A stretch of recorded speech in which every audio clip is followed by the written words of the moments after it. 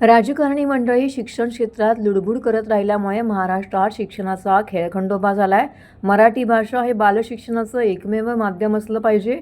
हिंदी आणि इंग्रजी भाषांचं स्तोम वाजवणारे मराठी लोक आपल्या मुलांच्या क्षमता नासवण्याचं पाप करत आहेत असं स्पष्ट प्रतिपादन ज्येष्ठ शिक्षण तज्ज्ञ प्राचार्य रमेश पानसे यांनी रविवारी संध्याकाळी ठाण्यामध्ये केले।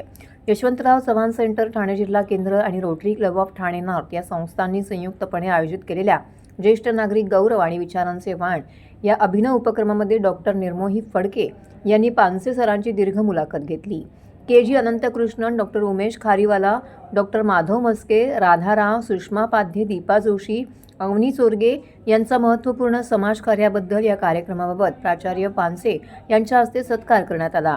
श्रीमती पानसे, रोटेरियन ममता वंजानी, चव्हाण सेंटरचे अध्यक्ष मुरलीधर नाले, डॉक्टर महेश केळुसकर, डॉक्टर अनंत देशमुख इत्यादी मान्यवर ठाणेकर नागरिक या कार्यक्रमाला मोठ्या संख्येने उपस्थित होते।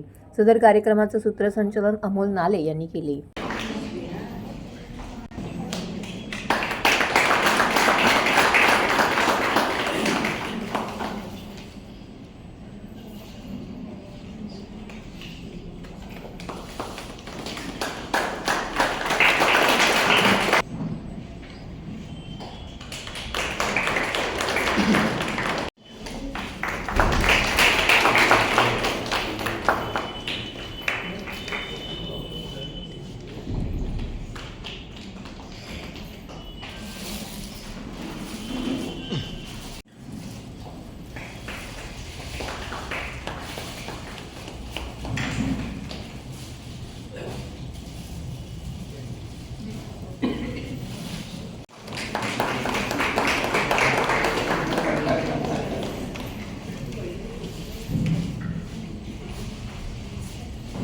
हे सगळं काम आहे।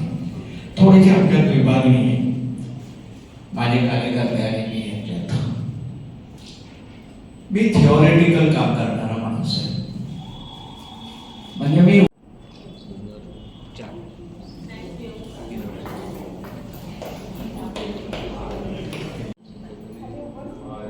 इकडे बघा।